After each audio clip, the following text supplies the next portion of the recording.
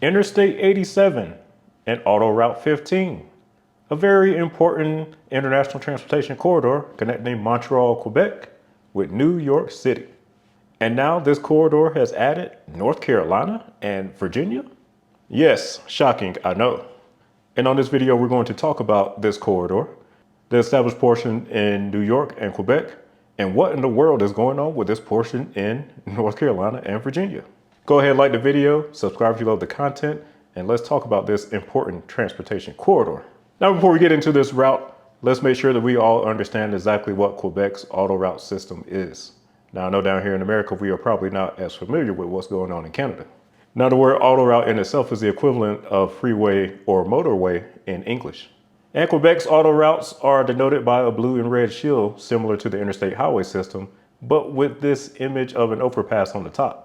There are three types of autoroutes. The principal route, which has 2 digits, and then there are 3-digit routes known as deviation or collector routes. For the 2-digit routes, the odd numbers travel north-south, while the even-numbered autoroutes run east and west. Collector routes are similar to spur routes on the interstate and start with an odd number, followed by the number of the parent route, while deviation or bypass routes start with an even number. So overall, this system is extremely similar to America's interstate highway system, which it was actually inspired by back in the 1960s. And now that we know what auto routes are, we're all up to speed. Let's hit the road and talk about the route itself. For this one, we're going to start in Quebec and make our way down to New York City and then explore the partially completed portion in North Carolina and Virginia. In Quebec, Autoroute 15 is also known as the DeCarry Expressway. The northern end of Autoroute 15 starts at Highway 117 in St. Agatha-des-Monts. Out here, it's a simple 4-lane freeway and is also part of the Trans-Canada Highway. This is a mountainous part of Quebec, so we'll be going downhill into Montreal. Things remain about the same until we reach the suburb of St. Jerome. This was the first section of the highway to be built. Out here, we encounter Autoroute 915, and a little further into the city, we see one of those Canadian cloverleaf interchanges. Notice the radial difference from the cloverleaf ramps typically seen along American highways. 6 lanes are in place after Autoroute 915, and we continue south towards Montreal. In Boisbriand, we have one of the more interesting interchanges in the area with Autoroute 610, a route which connects various northern suburbs of Montreal. And after crossing the river, we re-encounter Route 117, which has been close by this whole time. And it is at this point that we enter Laval. At over 400,000 people, it is the largest suburb of Montreal and the 3rd largest city in the entire province of Quebec. Of note in Laval is this interchange with Autoroute 440, which is known for being the most congested along the route. From looking at it above, we can see why. Cloverleaf interchanges between freeways work well for low capacity areas. And while this one does have frontage roads acting as collector lanes to help mitigate some of the worst movements, it clearly needs to be rebuilt with higher capacity flyover ramps to improve traffic flow. See Texas for how such things are done. Autoroute 15 passes through the heart of this suburban area until you cross the Médéric-Martin Bridge to finally enter Montreal proper. It's pure urban driving for the next several miles, or should I say kilometers. 8 travel lanes are provided, and it's not long until we reach our next bottleneck at Autoroute 40, where there's signage for Quebec City to the east, and Ottawa and the downtown or center of Montreal to the west. Backups occur daily at this interchange, particularly the movement that we use to continue along Autoroute 15. This is another sign of outdated interchange design in Quebec. 2 major highways are squeezed into 6 lanes in this section before the exit of Autoroute 15 shortly afterwards. A section desperately in need of auxiliary lanes to reduce the cross-merging between Autoroute 15 and 40 traffic. And after surviving the intersection with Autoroute 40, we head south towards the core city. This is the sunken portion of the freeway that was built below street level. Of note is this short tunnel with the park built on top of it. Quite the nice touch.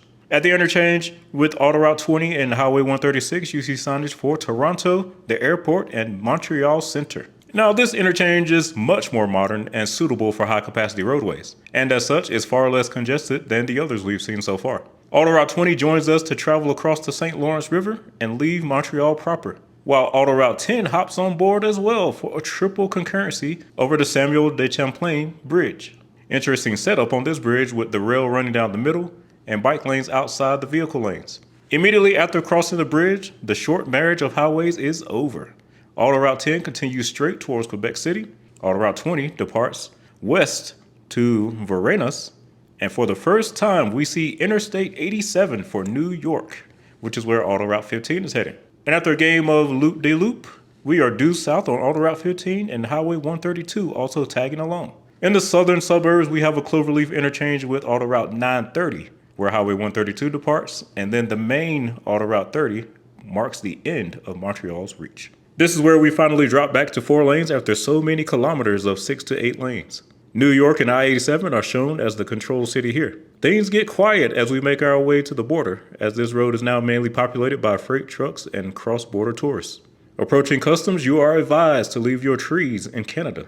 Expect congestion here, as large numbers of vehicles are processed through customs. Choose your lane and show your credentials to proceed. Welcome to the USA. Welcome to New York. Interstate 87 southbound is what we are on, and the speed limit is 65. And your first chance to exit is US 9 for Champlain. Also use this exit if you want to get to Vermont, as you won't get another chance for a while. US 9 will be hanging out nearby for the majority of the journey through New York. The first major town is Plattsburgh, situated on Lake Champlain. One notable thing about Plattsburgh is the presence of bilingual signs due to the large number of visitors it receives from nearby Quebec. This is a pretty scenic area of New York if you can catch it at the right time of year. En route to Albany, we pass by Glen Falls and Saratoga Springs before crossing the Mohawk River, which marks the entry into the Albany area. Albany's airport is to our west, and soon you'll see Interstate 90 on signage above. It shows the New York Thruway with New York, Boston, and Buffalo listed as controlled cities. I-87 has a very brief concurrency with Interstate 90 before taking over the Thruway route. While if you want to avoid the toll, then your chance is here to head straight towards US 20. Overhead signage for all lanes lead to New York City here. The tolls are now electronic, so you can just keep moving as New York collects their fees.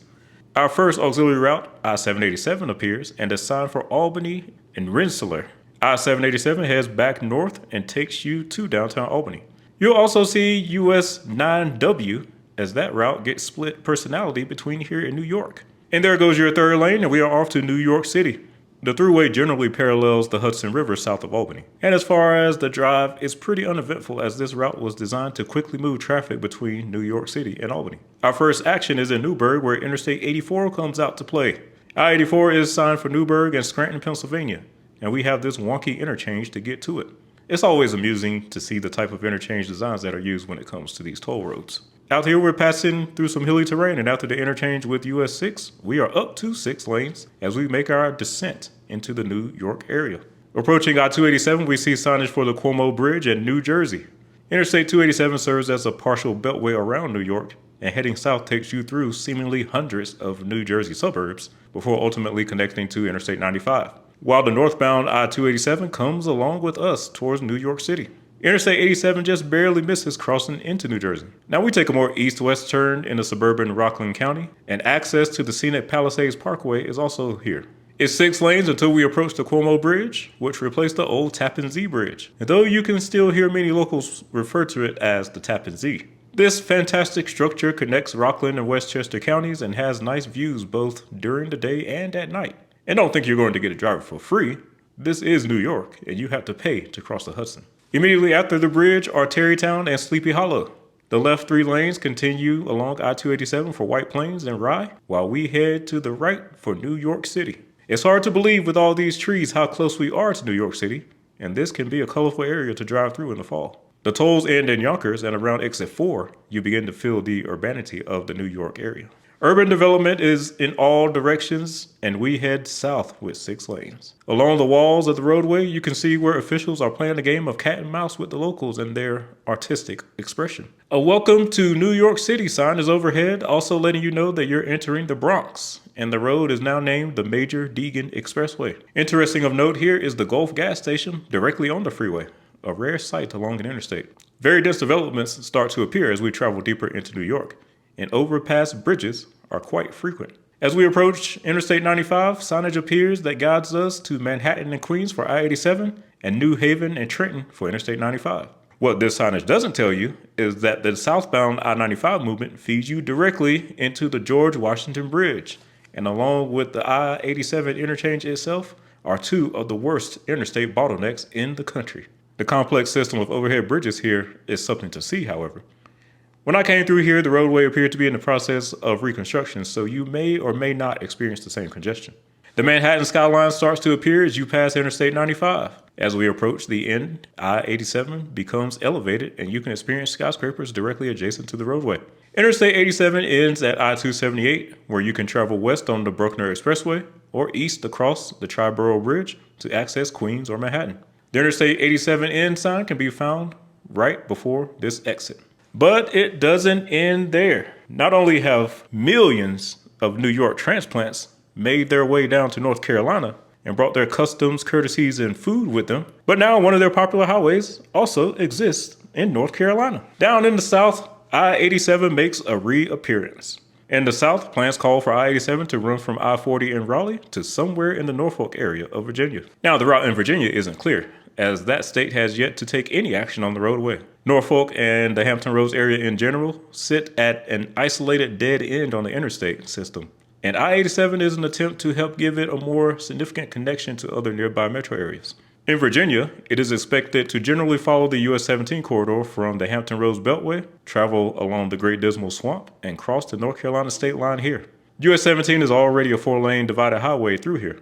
Once you cross into North Carolina, the 4-lane divided highway continues south to Elizabeth City. And in Elizabeth City, North Carolina has already built a controlled access bypass that appears to be ready for addition to the interstate. Between Elizabeth City and Williamston, it continues as a 4-lane divided highway, aside from a controlled access bypass in Edenton. And then in Williamston, Interstate 87 will follow the US 64 corridor, while US 17 continues to the south. Now, from Williamston to Raleigh, US 64 is already a controlled access freeway, so North Carolina has clearly been putting in some work. As you pass by the towns of Tarboro and Rocky Mount, the left shoulder looks substandard in many areas through here, so that's likely the holdup on that official I-87 signage. In Rocky Mount, there's a cloverleaf interchange with I-95 signed for Richmond and Fayetteville, and it looks like when it's all said and done, I-87 will cross I-95 twice. How about that? Between I-95 and US 264 is some good old boring Carolina forest. The speed limit is 70 though, so you can let it rip through here.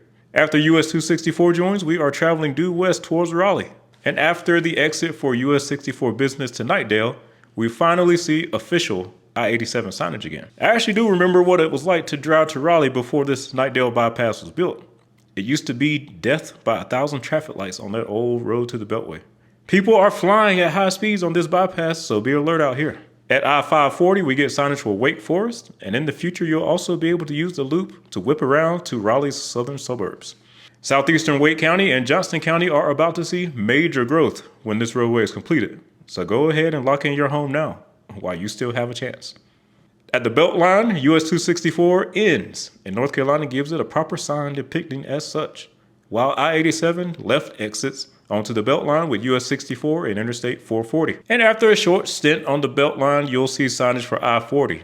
And this is where both I-87 and I-440 meet their end together at I-40. Now, if you want to see what Interstate 40 is like from Raleigh all the way to California, well, that video is here. Otherwise, that is it for Interstate 87. So now what makes this route so important? Well, in Quebec and New York, it is the primary north-south highway of movement. Obviously, it connects Montreal with New York City. And when you connect Montreal with Autoroute 20, which is the continuation of Ontario's 401 highway that we talked about previously, you run it all the way back and you got a sort of triangle that's formed that goes with Detroit, Cleveland, New York, and Montreal. And this encompasses the lion's share of Canada's population while also moving a large amount of goods from the Midwest of the United States over to the East Coast in New York. So Autoroute 15 and Interstate 87 form the right side of that triangle. Now, as for the North Carolina route, I don't think it's all that vital. I mean, US 64 is already a freeway in most of North Carolina, and clearly Virginia couldn't care less about building their portion of it. I guess ultimately it's a nice feather in the cap, another blue shield, especially a 2-digit blue shield that North Carolina has in its quest to become the king of interstate highways in the United States. But let me know what you guys think about this corridor if you have driven on it before. I know you all in New York are very familiar with Interstate 87. Let me know if you've ever been across the border to the portion in Quebec. And let me know if you think this portion in North Carolina is necessary and if Virginia will ever even build their portion. As always, thanks for watching, and I will see you on the next one.